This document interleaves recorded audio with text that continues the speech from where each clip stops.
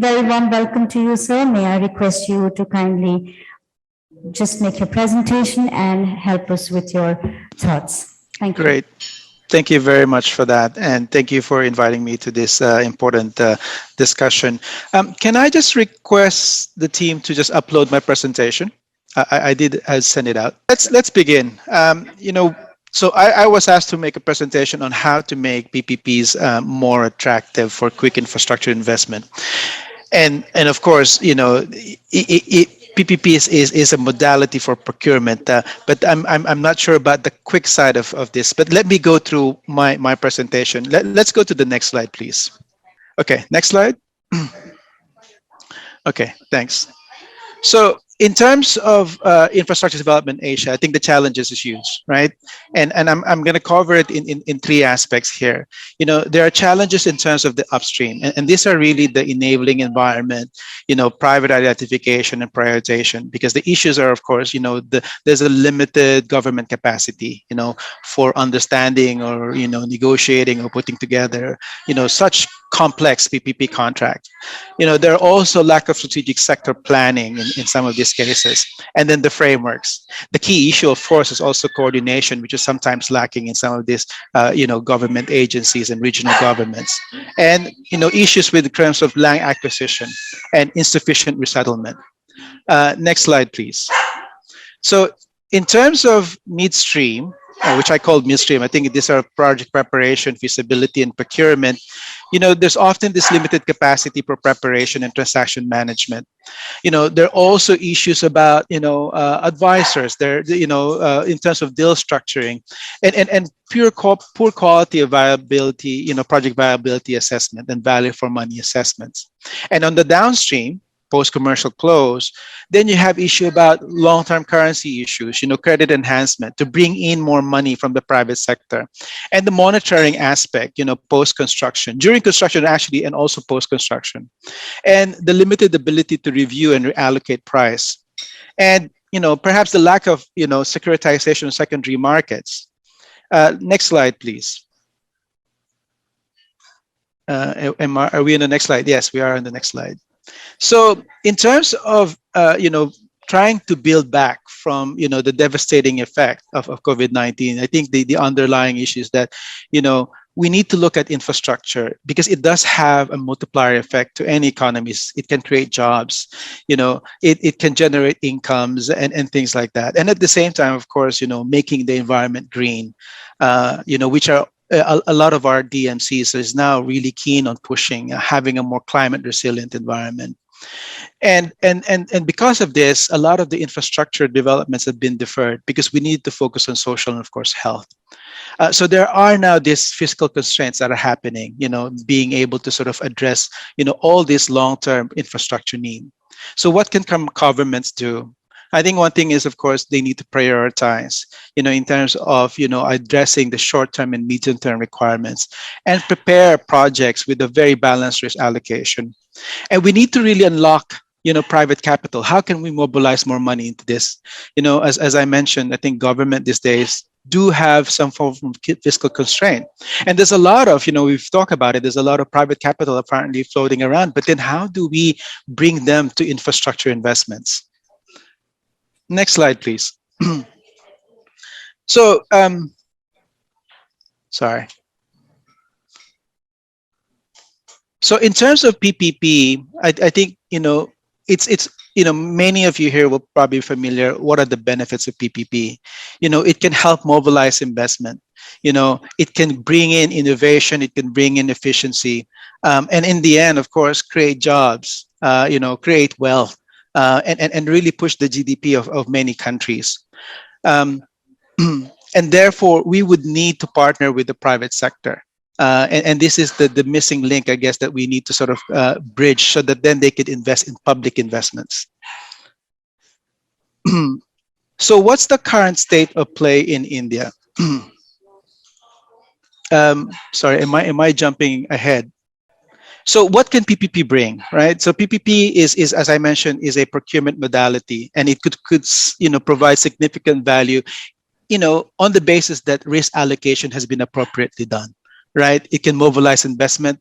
It can bring projects on time and on budget, and of course, create an efficiency. And the private capital is needed to really sort of unlock a lot of this. Next slide, please. Okay, go to the next slide. I don't have to probably, discuss this with the people in the room, but, you all know that, India, there's a lot of levels of, and players as well in terms of, in the infrastructure procurement, at line ministry level, at central agencies, at state nodal, and all the way to the municipal level. Right. So, and there is, public sector undertakings on the path for developing large projects. So the state of place is actually quite engaging and quite dynamic in India. Next slide, please. So here, I just want to capture that, India really is now in the lead in Southern Asia, in terms of the development of infrastructure through PPPs. And we've noted in here that over the last, 1991 to 2019, there's like 1,800 PPP projects, largely, of course, in transport and logistics, and then followed by energy and social sector. And now we're looking at more like sanitation and water. And there is really a need to, evaluate the need for PPP infrastructure, right?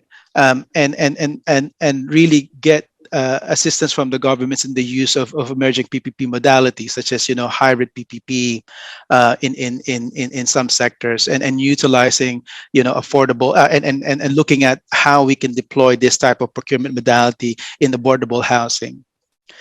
Next slide, please.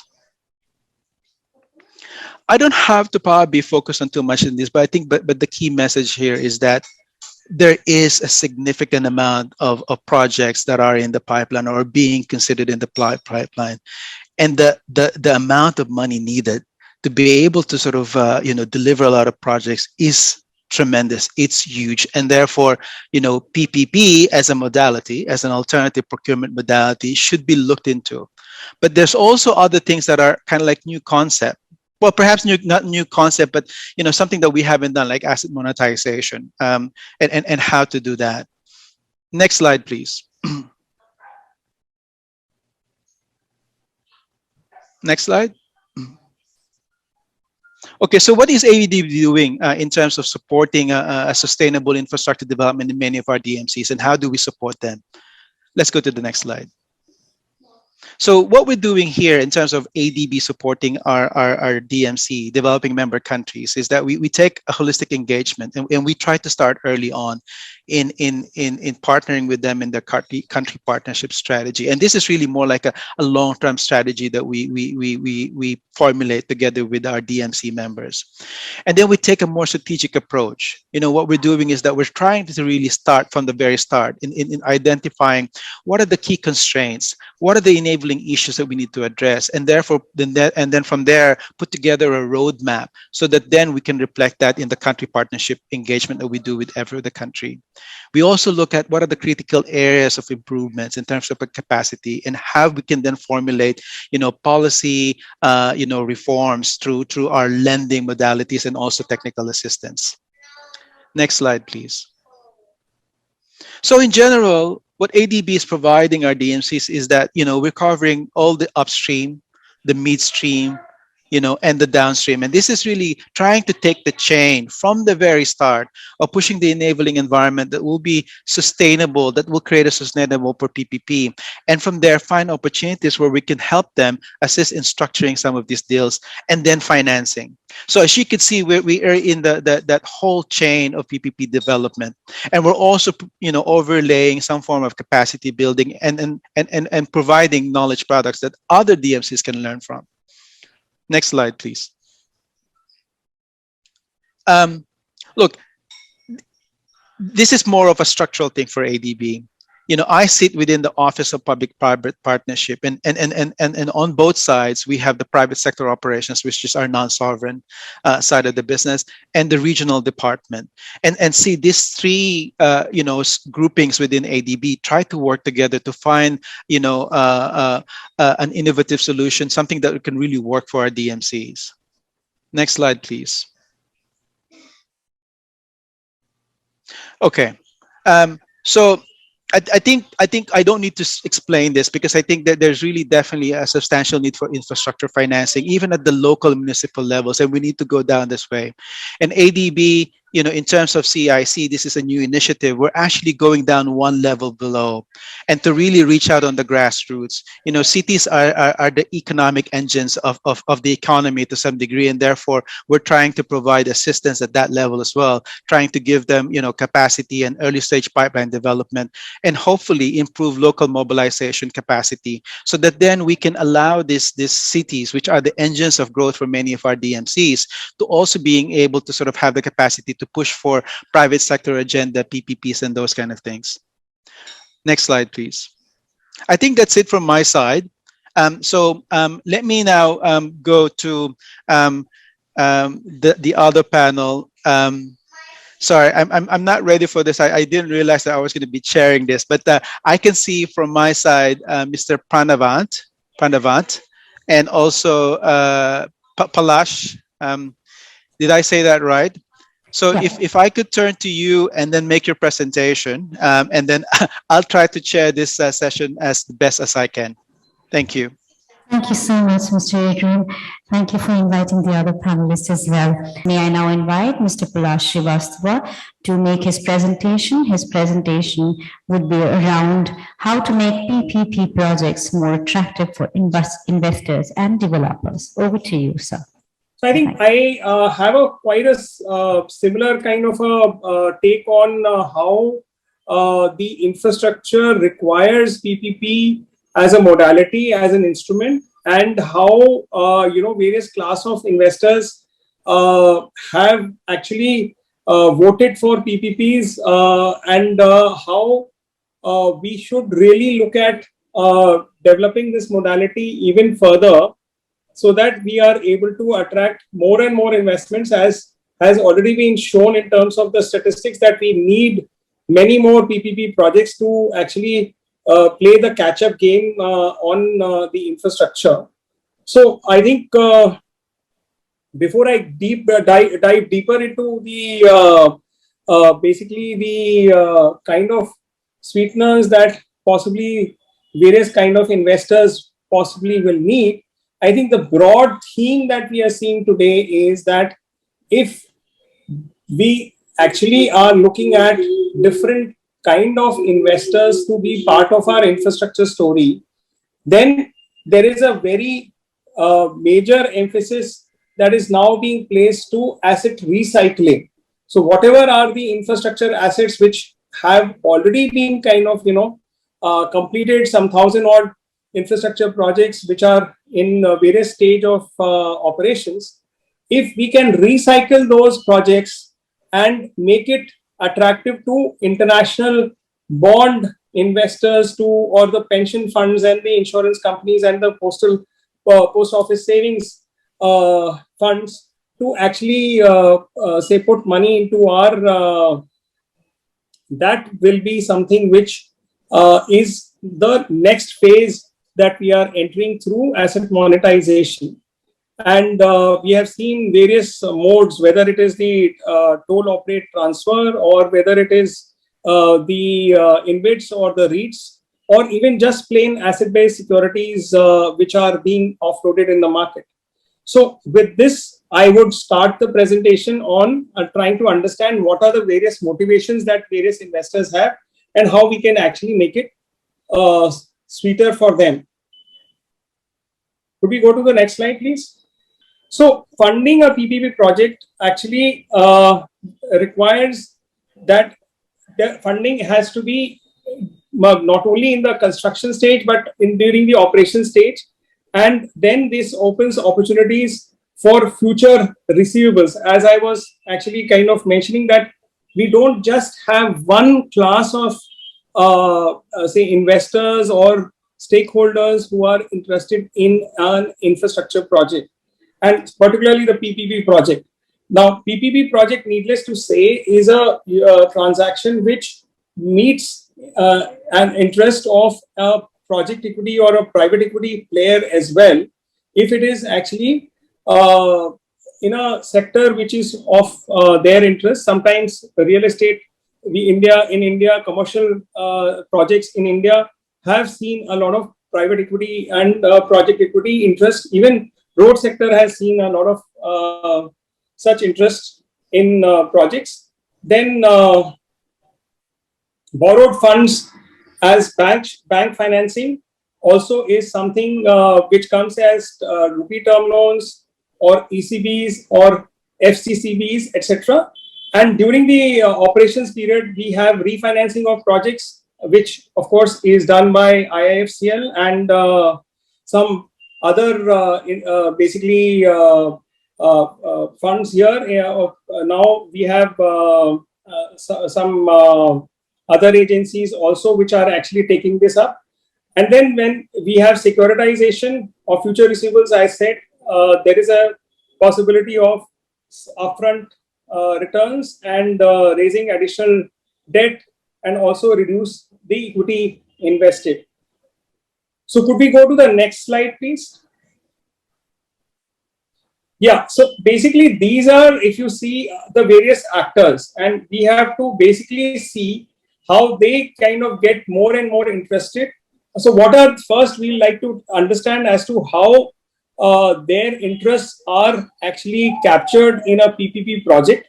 So a PPP project actually looks at all these investors, takes care of these investors by having certain documentation, which I don't need to explain as most of you would be familiar. I just wanted to remind you of this deal diagram. Can we go to the next slide? So the sources can be either debt, equity, or grant, which is in our case the viability gap funding. And that grant can be either capital grant, which is actually given during the construction, or can be an O&M support, which is actually paid for a period. Could we go to the next slide, please? And of course, you know, the senior debt, basically, it is normally the rupee term loan, and also we had basically the any funding which is actually coming before the COD is actually well, the capital instruments do not get the bonds or other things don't get usually in this scenario, because the construction risk is much higher, so, or the completion risk is much higher, so we don't see much capital market interest during this phase. And then we have subordinated debt, basically, which is having a second charge on the cash flows. And so basically, we also call it mezzanine financing. So all this is actually something which, if is done in a more so this is a standard kind of financing framework that we see in an infrastructure project. Can we go further, please?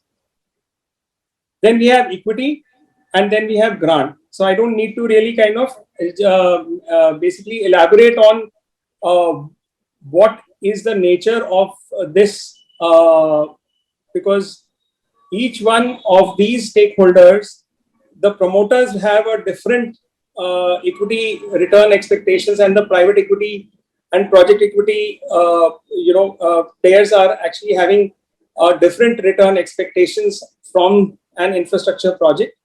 And they of course have the last claim on the cash flows. And of course, as the equity investors take the highest risk, their expectation on the return is much higher.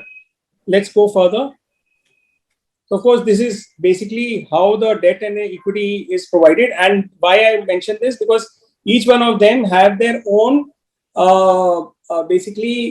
governing frameworks of how or where they can invest, and what are the conditions in which they can make these investments. And if any of these conditions are actually made difficult, then basically that particular source of capital will actually dry up or will become uncomfortable, disturbing the entire deal diagram that we have just now seen. Can we go further? Next slide. So basically, taking the lender's perspective. So as we have seen, in fact, this was touched upon by the session chair as well, that land acquisition actually is a major, continues to be a major issue. And the case in point is, of course, largely a road project. But if you see, there are a lot of land acquisition issues across any infrastructure project. So I think I wanted to just flag that concern. We have had the LARR Act, which has actually come in, which actually makes it much more, the equation between the stakeholders or people who have the land and the infrastructure projects, they actually are very now evenly poised. However, the kind of due diligence that one has to actually take up is much more detailed, and however, so there is a certain amount of fine tuning which is required, so so that we don't get derailed in the process. Things have improved, but there is a scope of improvement if we are to see a serious so infrastructure becoming a serious investment say sector for investment. Then we need to really kind of get more and more streamlined land acquisition processes and better coordination between both the center and the state, and also in between the states. Next slide. The environment clearance, while we have seen a lot of traction in terms of the environmental and forest issues actually becoming a little more streamlined, but and also sometimes, you know, even the, I would say, a rational kind of a step in terms of allowing ropeways not to go through a very elaborate environmental impact assessment process, which is actually the point which is currently under discussion. It will make this very attractive. However, if we are to look at the different kind of regulations and the different kind of authorities which actually determine a lot of these regulations, there is a need for streamlining their interfaces as well, because sometimes the same issues are raised or similar issues are raised and can be addressed by a similar intervention for environment as well as forest and wildlife.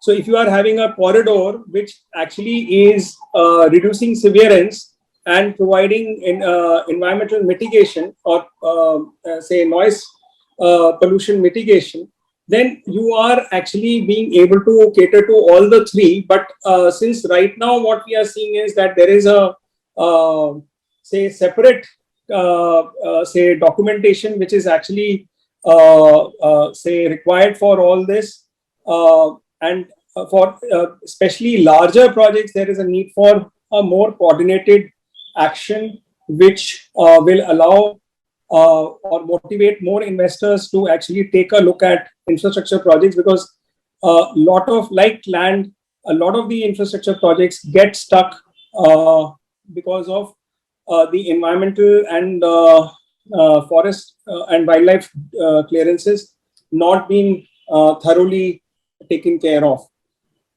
Go to the next slide, please. Could we have the next slide? Yes.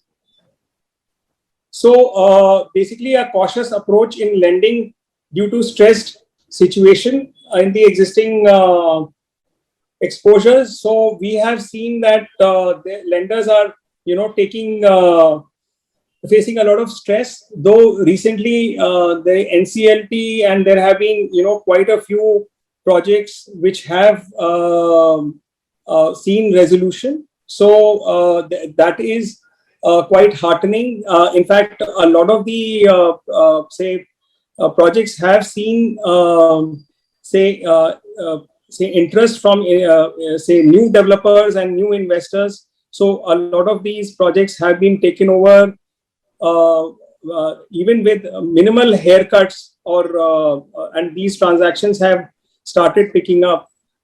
We also have had some, say out of a total portfolio of some 28 projects which were under stress in one of the other subsidiaries that we manage.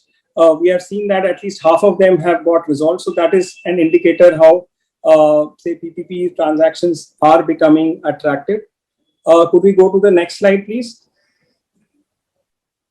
So, yes, so we see a delay in the receipts of other clearances affecting the project, which are state support agreements and utility shifting, which actually is the point of better coordination that I have already kind of made. So I will not belabor on that point. Could we go to the next slide, please? Then there are other issues like mining approvals, forest clearance, railway approvals for road projects, ROPs and RUPs. So if these are, I think, now increasingly getting more and more streamlined.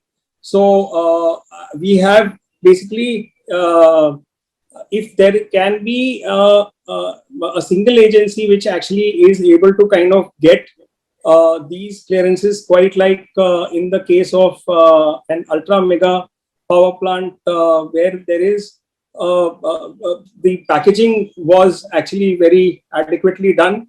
All these things actually have the potential of derailing the project. This can again motivate more and more lending to the projects. Let's have the next slide, please. So yeah, on the equity funding, I think there are again a set of issues which can be flagged. So I think one of the few things which I'd like to look at is that the funds are stuck, and so if there is a certain basically we have seen a lot of claims getting addressed right now, and I personally feel that there can be a lot which can be done. Of course, Ministry of Road Transport and Highways has been pushing NHAI into picking up projects and getting the payments made. However, I think there has to be a standardized approach to this, which obviously the ministry has actually adopted a kind of a formulaic approach now, which needs to be institutionalized. Next slide, please. So, of course, from other investors, there are basically, you can see that there are different motives that different investors have. So, basically, a lot of this has been streamlined already. And I think if we see the rolling of more and more PPP projects, we will see more and more of such sectors maturing and getting ready for project and private equity players to also invest in. Next slide, please.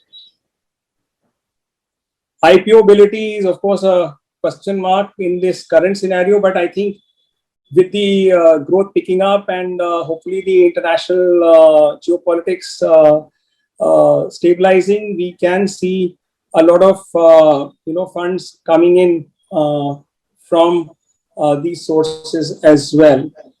Next slide, please. Yeah, so there is a financing from the bond issue which has also been mentioned earlier. Now, basically, we need to our bond market is now picking up, and with the new instruments of InvITs and REITs also, there will be, I think, more and more interest which is going to come in secondary issuances that we see. And NBFCs like IIFCL have also been provided this dispensation earlier, which was available to banks only to invest in bonds. And hopefully the global situation will allow more and more Indian bond market to take advantage of the secondary issuances, because right now a lot of the bond issuances were actually being made overseas. So this can becoming this is actually from a macroeconomic standpoint going to be an interesting area to watch over the coming months. Next slide, please. Yes, so obviously there are credit rating issues, and we have seen how basically both there was a initiative of National Institution of Credit Enhancement. Both ADB and the World Bank actually have been trying. So we see that possibly there will be, and then recent announcements on basically the National Credit Guarantee Trust, trusteeship company also has certain discussions which may actually help getting more credit guarantee and more basically diverse kind of instruments for credit enhancement, so that the issuance from infrastructure sector can be made more attractive. Next slide, please. Yeah, thank you. With that, I hand the session to the coordinator. Okay. No, thanks for that. I guess I'm chairing this one. So let me invite the next presenter, Mr. Pranavant. He's a partner at Deloitte in India. Go ahead. Thank you so much, Chairperson, sir. We are very privileged to have amongst us Mr. Pranavant, who is the partner Deloitte India, and he would be speaking around international perspective on PPP projects. Before I invite you to do so, sir, may I say a few words about you, just introducing to our audience at large. Mr. Pranavant is a partner in consulting practice in Deloitte with over 35 years of professional experience in senior technical and managerial roles within the infrastructure sector. He has extensively worked with public sector agencies, both at the national and subnational level, as well as with the donor agencies. With wide range of experience, cover deep understanding of business processes, program, project management, stakeholder alignment, institutional and regulatory framework, risk assessment and allocation, etc. Pertaining to the infrastructure sector, Pranavant holds bachelor's and master's degree in civil engineering, along with a postgraduate diploma in public management and policy from IIM Ahmedabad. Very warm welcome to you, sir. May I now request you to make the presentation? Thank you. Thank you, Chair. Thank you, Palasji.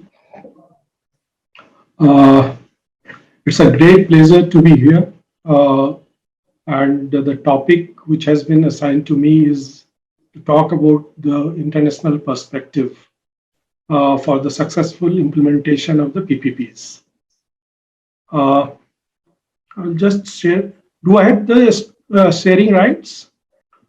So I'll be talking about the international perspective on PPPs, and there, obviously, I will be covering the 4 thematic areas.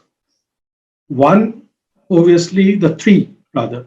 The 3 would be covering the PPP project life cycle related to project preparation, followed by procurement, and then next would be the PPP contract management. And across this life cycle, there are regulatory issues, the regulatory systems, institutional frameworks, and I will also talk about that.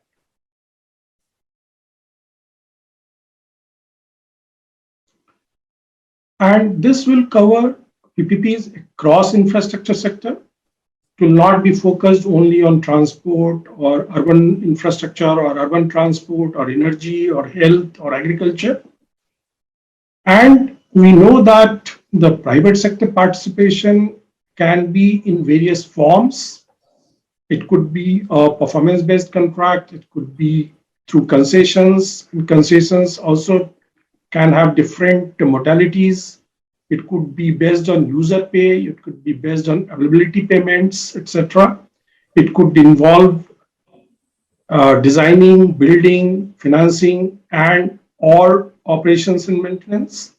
It could also cover leases or joint ventures.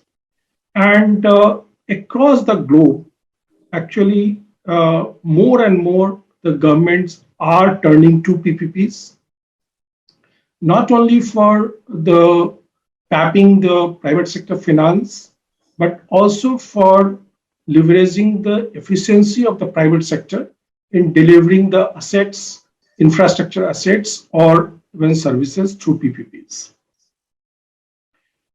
Now, this has actually gaining regaining momentum in the current situation when the governments across the globe are also having higher budgetary constraints and also to provide a stimulus response to the COVID-19 pandemic situation.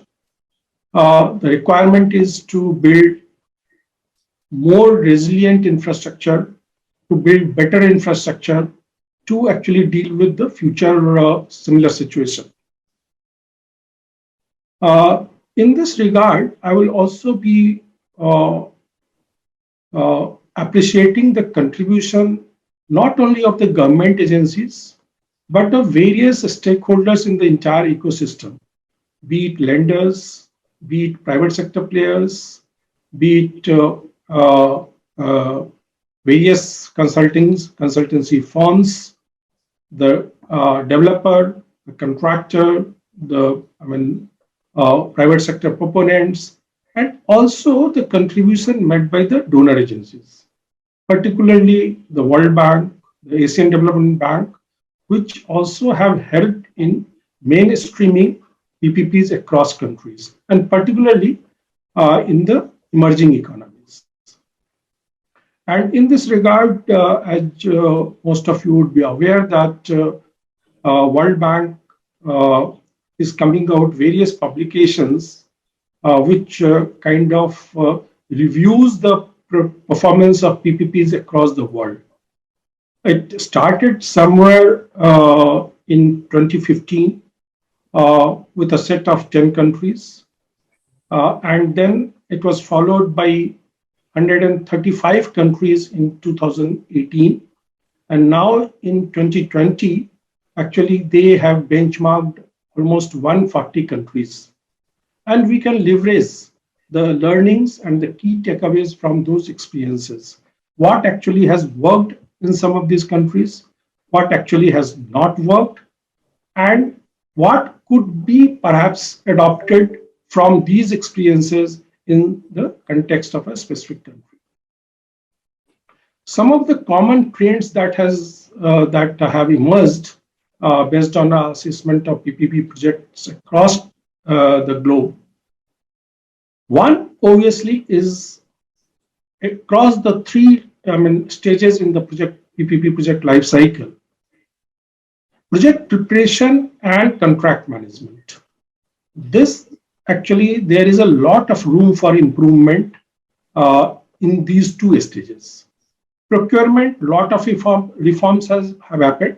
It is not that reforms, there is no room for reforms, but lot of reforms have already been done, and some more reforms are required, but particularly for project preparation and contract management, which is key for actually or critical success factor for the successful implementation of a PPP project.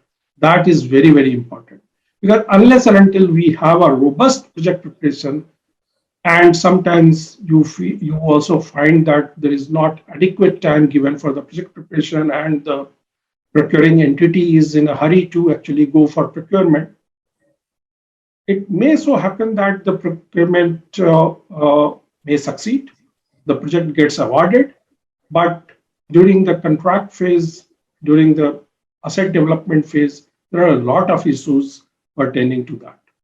So one is that there is a lot of thrust and a lot of reforms required for the project preparation and contract management. In the institutional framework, many countries have adopted standalone PPP laws. Those PPP laws are also not static. Those are actually undergoing wave of reforms. Some countries have come out with one PPP law, and subsequently it has been revised. And again, they are actually discussing how to revise it further. And along with the standalone PPPs, many countries have also created a dedicated PPP unit. And when I'm talking of dedicated PPP unit, actually in most of the countries, the trend is that the procuring entity for PPP or non-PPP projects is the same. But many countries are now going for creation of a PPP unit, which actually plays a advisory role. And in some countries, it also actually facilitates the preparation and approval of the feasibility studies. So that is also a common trend. But having said that, either the standalone PPP laws or creation of a PPP unit is not actually will not guarantee the successful implementation of a PPP. It obviously will create a conducive environment and that would facilitate the investors to take a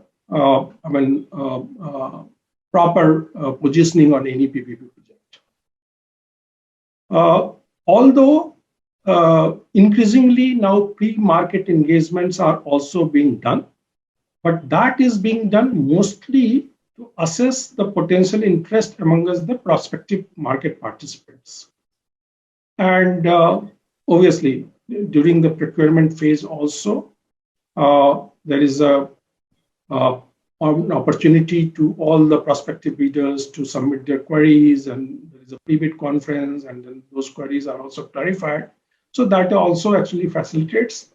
But going forward, there will be a need for having this market sounding, even for exploring the private sector proponents' views on the technological alternatives and how the innovation could be also play a role in the pre-tendering phase.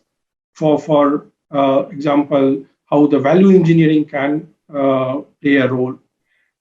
Then there are obviously, because PPP is a long-term project, there is a commitment from the government side, and the commitment and the liabilities are both explicit as well as implicit.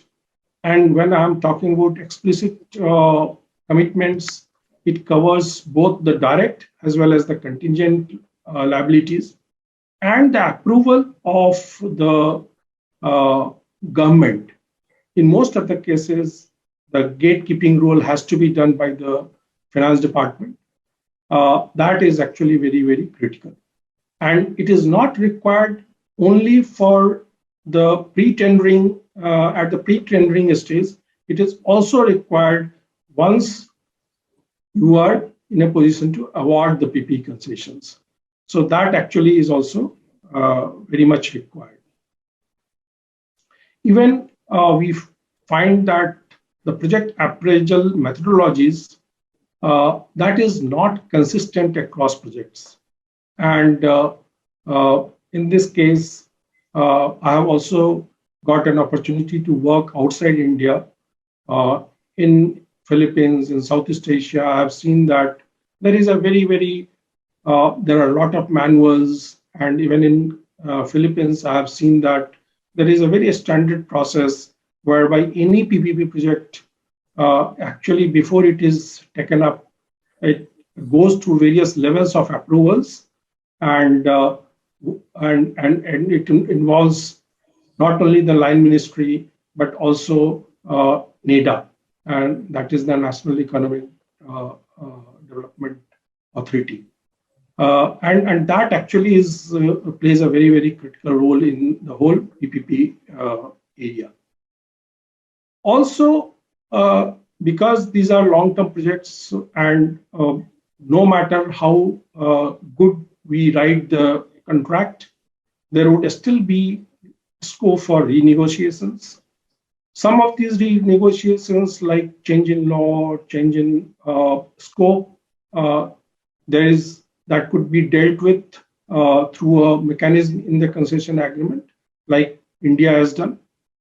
But still, there may be a need for renegotiations during the currency of the PPP contract. But at the same time, we have to be very, very cautious so that these renegotiations are not actually, utilized to incentivize the opportunistic behavior by the participants. In this entire PPP project lifecycle, disclosure of information, disclosure practices, that is very, very important. And although, during the procurement stage, a lot of information is shared, but the disclosure practices during the preparation and the contract management, that actually needs further reforms. Some of the key areas pertaining to these three stages of the PPP project lifecycle, that is very, very important. And project preparation, when you have to do the budgetary planning and commitment. I have also spoken about the commitment, both in terms of direct and contingent liabilities. So direct commitment will be like what is covered in the contract. For example, if the government is required to pay the viability gap funding, so that is a direct liability. Similarly, if the government is required to make the annuity payments during the currency of the PPP project, that is a direct liability. But contingent liability are the ones which may pertain to various events of default. It may also pertain to, say, force majeure events. And the government actually has to take up those contingent liability. In some cases, I have also seen that even for the direct liability, if the private proponent or the prospective bidders, they find that the government procuring entity is not very clear on where from they will get the funding, then they actually develop a cold feet in participating or in investing in the projects. I'm sharing with you an example because NHAI came out with a lot of PPP variants, particularly in the road sector, and most of that actually succeeded. Even the BOT annuity project was hugely successful, and now HAM projects are also, quite successful. And the private sector proponents, the prospective bidders, were confident that the NHAI will be able to meet its payment obligations because it is being backed by the Central Road Fund, which is an earmarked fund. But on the similar lines, when some of the state governments, even some of the progressive state governments, which are high income states within the country, when they attempted the same mode of PPP variant, they did not receive a warm response because the bidders were again doubtful whether the budgetary provisions will be sufficient to make this repayment obligations. Budgetary control and monitoring mechanism, so that actually fiscal treatment for the PPP projects is very, very important. It has to have a project prioritization mechanism at the project preparation stage. Even now, in the last 2 years, we have seen that many projects in India, even in the road sector, those have been awarded either on EPC or on HAM basis. Hardly 1 or 2 projects have been awarded on a pure BOT toll or DBO40 mode. And that actually also requires that when you are planning the project or planning a program, you have to do a prioritization. And in the prioritization, what could be the modal choice, mode of procurement. So you have to do a proper due diligence before actually rolling out the program. And then in this context, the procurement strategy is also very, very important. Procurement strategy, like whether you are going for open bidding or you are going for a restricted bidding. So restricted bidding is also an open bidding, but in open bidding, when you are going for the bidding, you are actually inviting the project from all bidders, whether they are pre-qualified or not. In restricted bidding, generally it is a two-stage bidding, when in the second stage, only the pre-qualified bidders are asked to submit their bids. But at the same time, there are a lot of innovations in procurement methodologies that has happened over the years, and particularly in high-income countries. There is a concept of competitive dialogue. There is a concept of multi-stage tendering. There is a another procurement method, which is best and final offer. So some of these procurement strategies and which are the procurement options available and which option you need to go for, that also needs a lot of working at the stage of project preparation and planning. And after you have identified a project, you have prepared the documents, feasibility study from the risk perspective, from the affordability perspective, from the bankability perspective, from the market assessment, from the environmental or social impact analysis, value for money, etc. Then actually you go to the next stage, that is the procurement stage. And here actually you may also appreciate that while the value for money analysis is being done across many geographies, but unless and until you do have a very robust data for undertaking the value for money analysis, the results are most of the time not very reliable. So that actually is a kind of word of caution that I would like to share with you all. In the procurement, obviously the focus has to be on level playing field to all the prospective bidders. The competition has to be fair. It has to be transparent. And in the procurement stage, timelines, because in the PPP, due diligence is also required to be done by the private sector players. So you have to give sufficient time to them. You don't have to rush through the procurement stage. In no case, actually, it has to be less than 60 days. Rather, I am strongly advocating for 90 days or more, because that is the time when they have to actually, they can do some due diligence and they can submit a good and balanced proposal. At the same time, it is important for the procuring entity to share as much information as possible. And that information has to be provided to all the prospective bidders equally.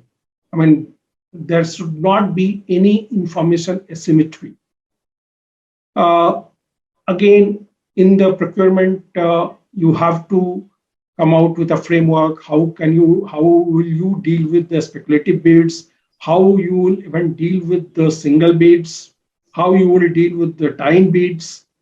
And the more transparent and the more information you are sharing with the prospective bidders, it would actually minimize the transaction cost from their end, and there will be a wider participation. At the same time, in the procurement, many a times we have seen that there is not proper debriefing to the bidders.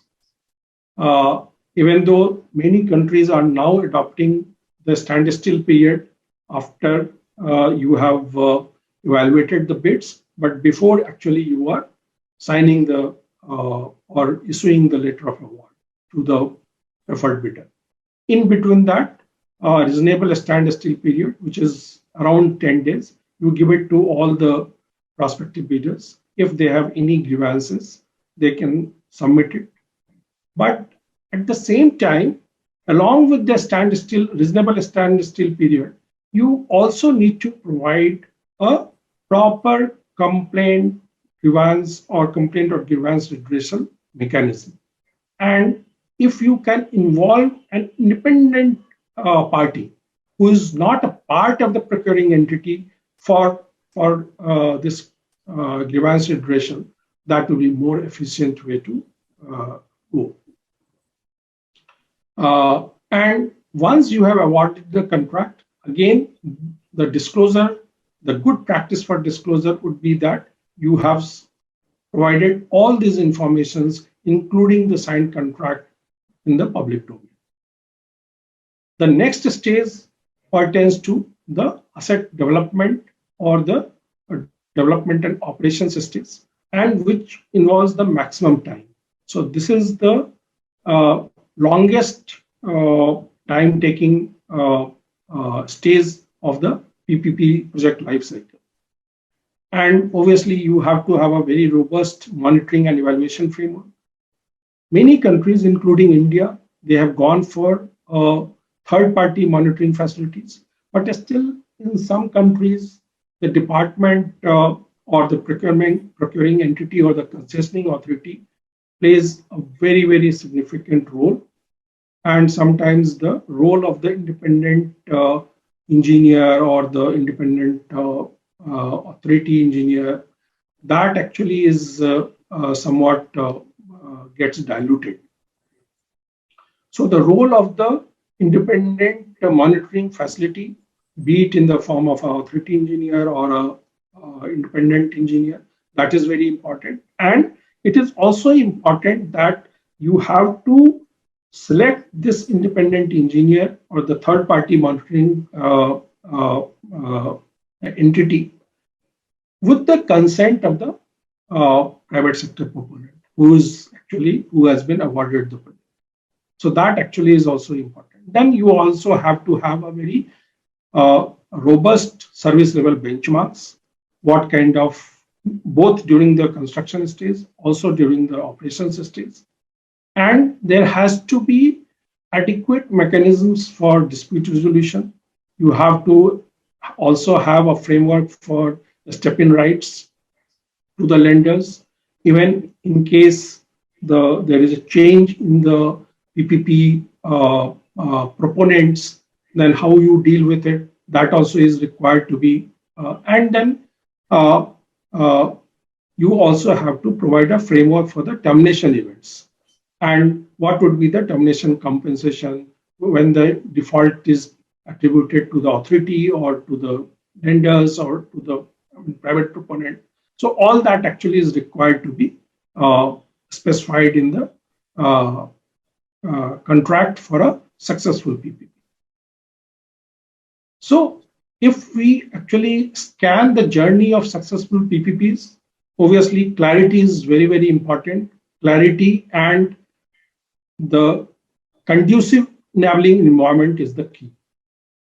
The political stability and will over a long period of time, because sometimes the PPP projects are also for more than 2 decades. For more than 20 years, 25 years. So political stability and will over a long period of time, that actually is needed. As we have discussed, PPP law, the PPP units, defined procedures, timelines, those are all very important ingredients for successful PPPs. And each project, so we have discussed about the standardized draft contract or the model concession agreement, what we understand in India. So that is very, very important. But that is like in the normal contracts, you have a GCC, general conditions of contract. Along with the general conditions of contract, you also need to have a conditions of particular application or special conditions of contract. So that you can actually deal with the project specific customization in the special conditions of contract. Transparency is absolute requirement. Everything has to be provided online. You have to provide adequate timelines, and there has to be a lot of discussions on the risk allocation. And we know that in PPPs, the risk allocation has to be done in a manner that the risk is assigned to the party which can bear it best. So sometimes we have seen that even the risks pertaining to the land acquisition and the statutory clearances or the shifting of utilities, those have been passed on to the private party, but that is not the way actually it has to be dealt with. And while all these mechanisms could be defined and made available upfront, but the important ingredient for successful PPPs, actually that is how you enter into the partnership and how you actually implement the provisions those are there in the contract. And that is where we have seen that sometimes if there is a trust deficit between the two partners, then the PPP projects actually suffer. We have seen that across the countries, and I had also referred to the benchmarking PPP exercise that has been undertaken by the World Bank since last more than 7 years. And we have seen that a lot of reforms have already happened. And some more reforms, what could be the future outlook or what could be the future agenda. And I feel that some of the discussions which is happening during the 2 days GPS 2022 will also pave the way for igniting some of the some of these reforms. So the important part, as I mentioned, that while the market sounding is currently being done to scan the interest of the prospective bidders, but more and more it has to be done for exploring technological alternatives and innovation. We also have to think for adopting more innovative procurement methods, such as competitive dialogue, multi-stage tendering, best and final offer. And the third important point is disclosure of information, and not only during the procurement stage, but during the entire PPP project lifecycle. So the disclosure of information, even during the PPP contract management, is very, very important. And I'm also sharing with you the example which I'm aware of. In Philippines, the PPP Center and the Department of Budget there, they actually have come out with a circular which tracks what is the status of spending and what is the contingent liability on a regular basis. So that actually helps even the investors and the public to know actually what is happening.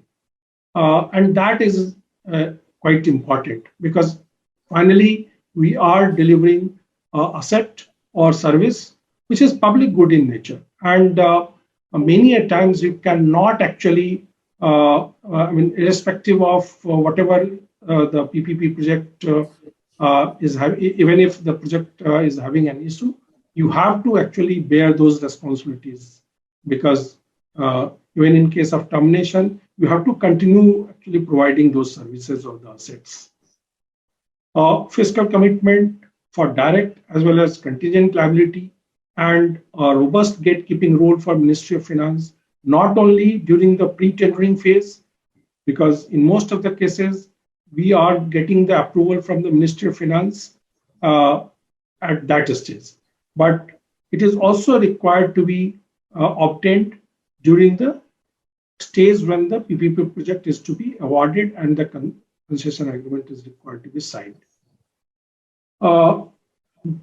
Last but not the least, as I have mentioned, that irrespective of how could we write the contract, because it is long-term contract, there would be a need for renegotiations. Many countries actually have come out with a very robust renegotiations framework. Even in India, I am aware that in 2008, the then Committee on Infrastructure under the Planning Commission had come out with an approach paper how to regulate the infrastructure sector. Then subsequently also they were thinking of sectoral regulators. I'm aware that in many high-income countries, particularly in US or UK or Australia, they have a sectoral regulator. Because we are a federal country, there are a lot of PPP projects which are happening at the national level, also at the subnational level. So what kind of independent regulator framework that we adopt, one at the national level, another at the subnational level, that is something which we need to discuss. With these points, I conclude my presentation and over to the program coordinator. And I would be happy to actually discuss some of the questions which may arise during the FNQ Q&A session. Thank you so much. Thank you so much, Mr. Pranavan, for that wonderful presentation. May I now request the chairperson of the session, Mr. Adrian Torres, to kindly give the concluding remarks, and thereafter we shall take the question answer session. Over to the chairperson of the session. Okay, great. Thanks you for that. I think this has been very good discussion on both sides. The fact that we managed to get the perspective from the different stakeholders of PPP. I think in the presentation from Deloitte, from IFCL, we managed to get the lender's perspective, the investor's perspective, and to some degree also the other pools of investors' perspective. And then from the Deloitte presentation, we managed to get a broad view of international view of how to do like best practice PPP. So let me now open the question. I guess in terms of the Q&A, and we've seen we're seeing some of this already on the chat box. And if I could just go through the questions, and this is from Pichika. It says here, from the government perspective, PPP includes X investment amount and minimum 20% return. Now, is this really possible in the present scenario? If yes, can we give examples? And I think that was followed by, requests for PPP municipal infrastructure projects, examples, if possible. Can I start this before I go to the panelists?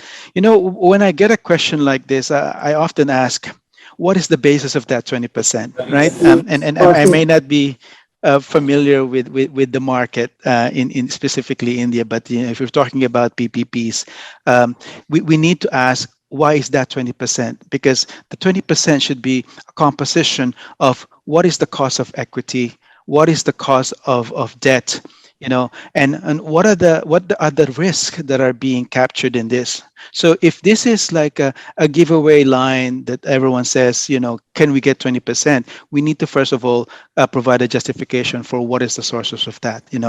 If the cost of of some of the funding is in the form of grant, then why are we giving a 20% return? Right. So I think that's a fair question. But let me pass on to the other panelists in terms of their view on this particular question. Let me start off with our colleagues from IFCL, Mr. Palash, if you could go, and then Mr. Pranavant.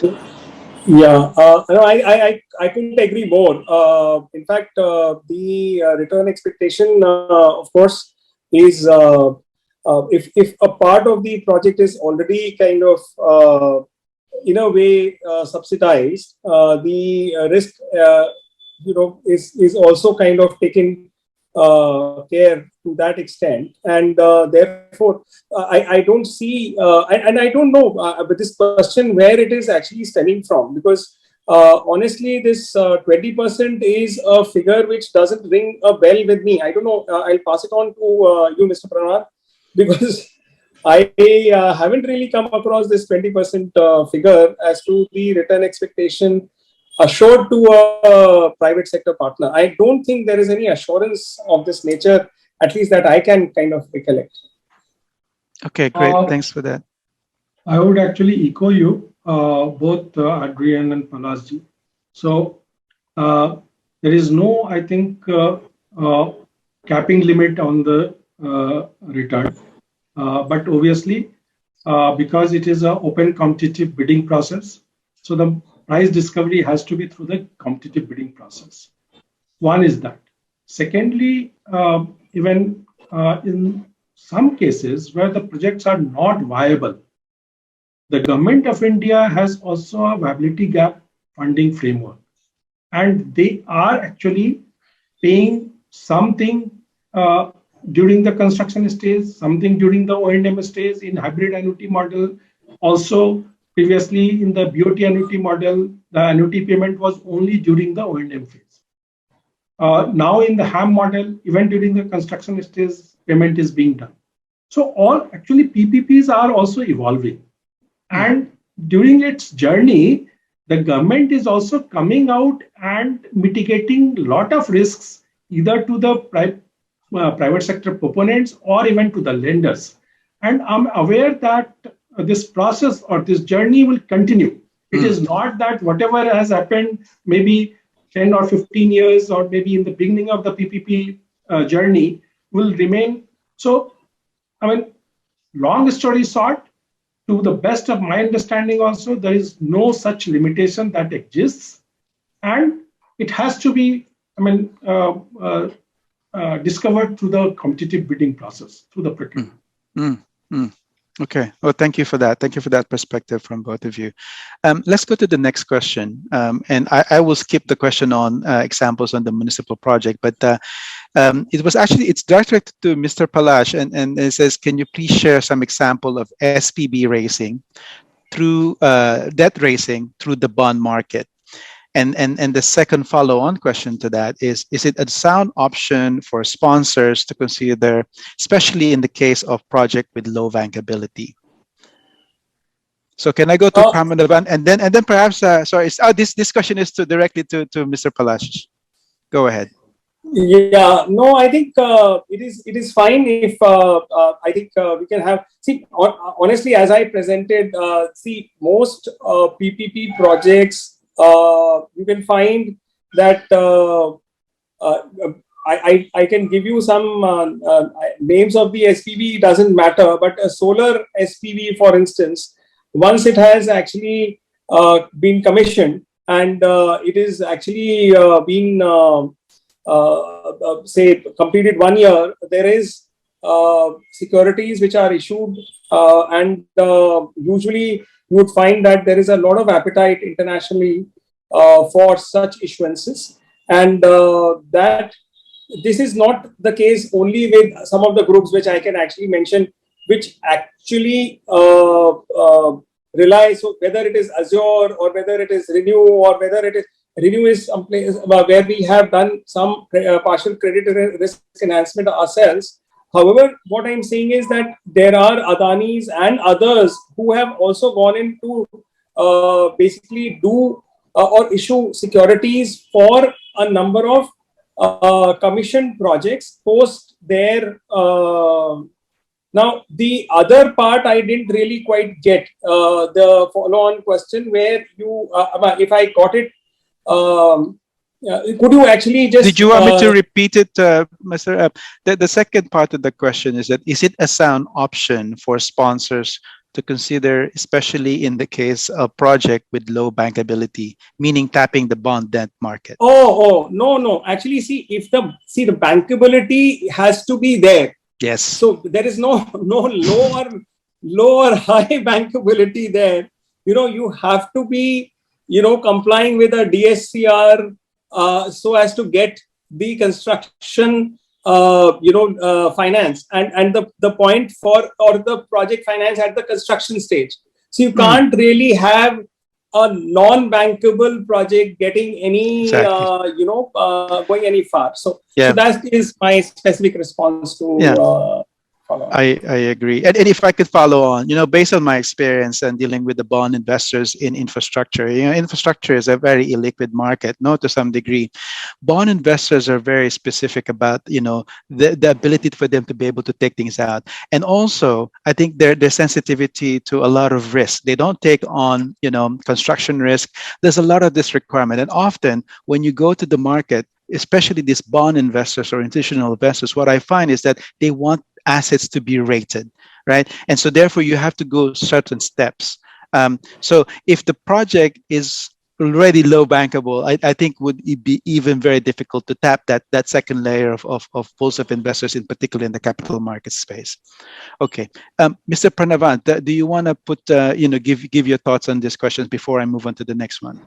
No, I think both of you have already responded it well, so I don't have to add anything.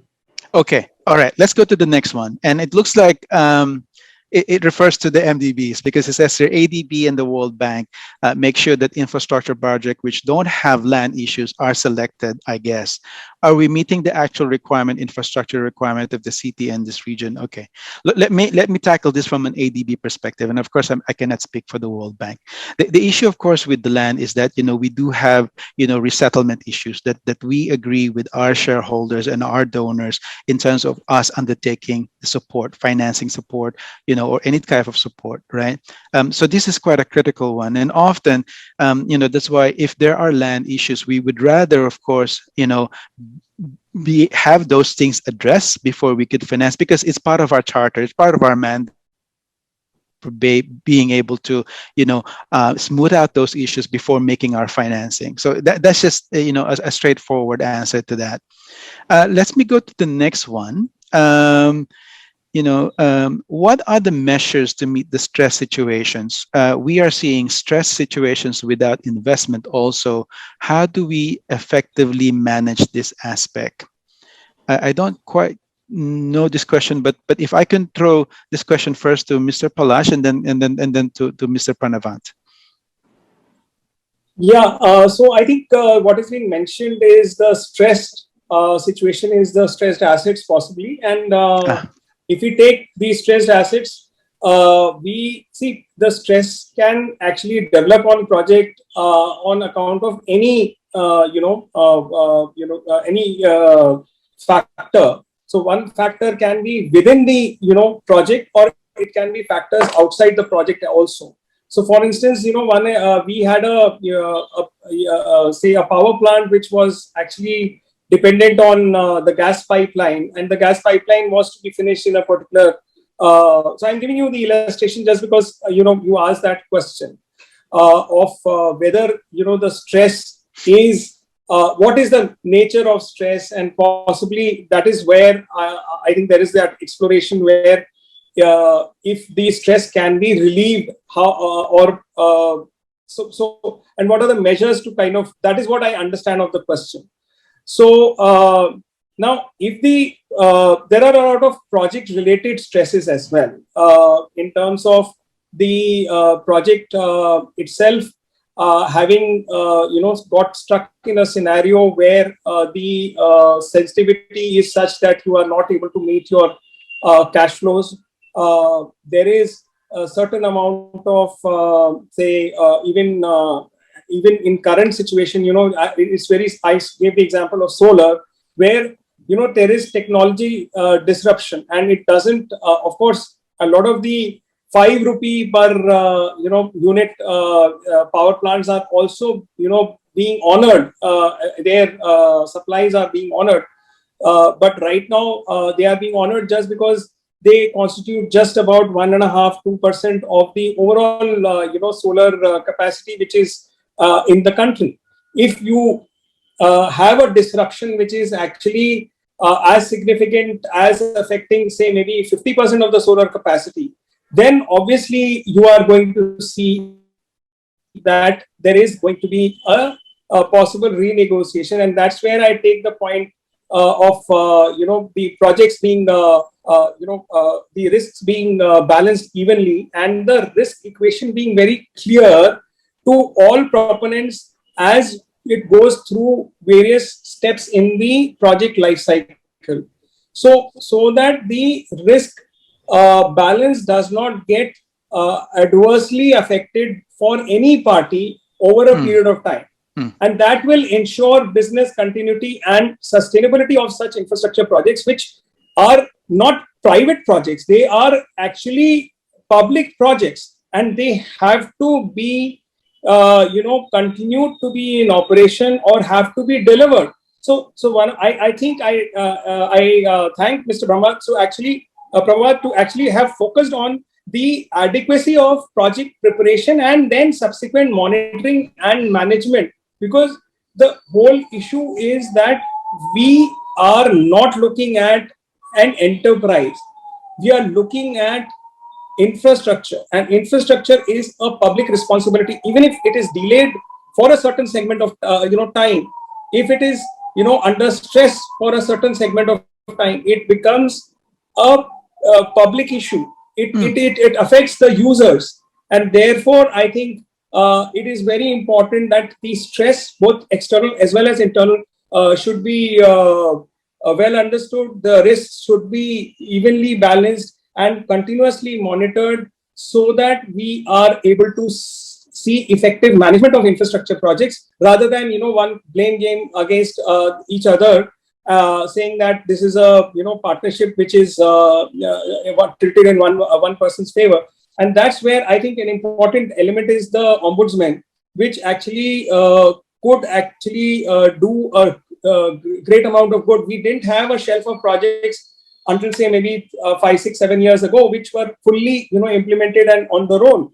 Now we need this stage where there is an assurance that infrastructure is infrastructure, it is not an enterprise, and that it will continue irrespective of the kind of ups and downs that the context or even the project actually sees. So this is, I think, my take on this. I am quite passionate, and I have a view on this. Okay. So all right, did you want to add anything to that, Mr. Pranavan? Yeah, so for any stress project, we have to first look at the cause of that stress. And there could be provisions in the contract to deal with the specific cause of the stress. Suppose if it is because of the change in the law. So there is a provision in the contract, particularly the standard draft contract or the model concession agreement that we call it in India. So there is a provision to deal with that. Recently, even during the pandemic situation, you know that many transport projects suffered, because during the lockdown period, there was, impact on the movement of goods and the people. And the government actually dealt with this situation. It was, like a force majeure situation. It was not within the control of the government or with the private sector. And the government actually, came out with what could be the compensation for such a situation. So, and again, I had also mentioned earlier, and Mr. Palas also has actually echoed that. So, in addition to whatever provisions are there in the contract, we also need to have a framework for the renegotiations. That is actually must in long-term projects. And for that, we also need to have an independent sector regulator, or it could be a transport sector regulator, it could be an infrastructure regulator, whatever. But there is need to have a regulator to deal with such situations, which cannot be actually, predicted in advance. Yes, I think there's a question down below on this particular provision. So, but let me go to the next question. And the question goes, does the formation of SPV help our Indian system for investment or just for managing infrastructure? And it says here, it usually complicates our multi-stakeholder system where the roles and responsibilities still become confusing. What is your take on this? Let me go to Mr. Palash and then Mr. Pranavant on this. Yeah, I think, SPV in a project finance situation is a clear, prerequisite. You can't have any project financing. Just to kind of explain to the audience in a nutshell. See, as I was actually explaining, infrastructure is crucial. So it cannot be, dependent on a default of a private party in case, it defaults on its payments all across. Then the group actually, if it is not bankruptcy remote structure, in this case an SPV, the infrastructure project will actually come under liquidation, right? Yes. So that's the simple kind of a thing that we would want. And similarly, since it is having so many stakeholders, it is important for it to be housed in a special purpose vehicle. And sometimes, as we saw in the case of ultra mega power plants, that all the clearances are taken, and this entire SPV are taken in the name of the SPV. There is a core linkage which was actually kind of also taken in the name of the SPV, and was so easy to kind of bid everything out, and we got such magnificent outcomes as well. It is seen that that experience has been really quite good. In fact, yeah, I have utilized that experience to also further some PPP in the Northeast, which is actually Schedule 6, and there is community land which is actually involved. So community-based PPP is something which we have kind of articulated. So SPV is an important element, which actually is a prerequisite for any PPP or project finance, as we may kind of put it. Yes. Any additional thoughts from you, Mr. Pranavan? No, I think I completely agree with what Mr. Palas has mentioned. That is the critical factor for the project financing. So it is the essential input for the limited or non-recourse financing. So you have to have a special purpose company or a special purpose vehicle, so that whatever actually financing is done, that is done on the merit of the project. It is not on the promoter's accounts. Yeah. Okay. Now the next question is actually to you, Mr. Pranavan. And it says here that you pointed out correctly that in the long-term PPP contract, there's a need for renegotiations, especially in innovative, I guess, complex projects. So how do we prepare the stakeholders for this during the project cycle, especially the variation of cost? Or should we follow the no variation mode, reducing the scope of some items? And they're saying that this is this management is critical. Yeah, so renegotiations may arise because of a need for change in scope. That is, I think, I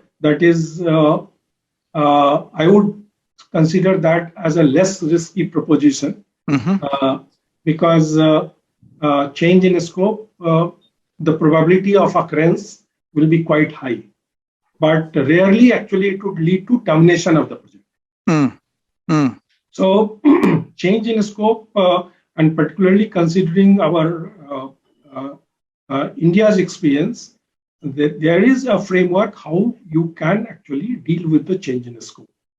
So to what extent you can do the change in scope during the construction stage, what change in scope, to what extent you can do it in the operations stage, who will initiate it, how this will be done, how the cost of corresponding to the change in the scope will be assessed, what would be the impact on the timelines that would be assessed.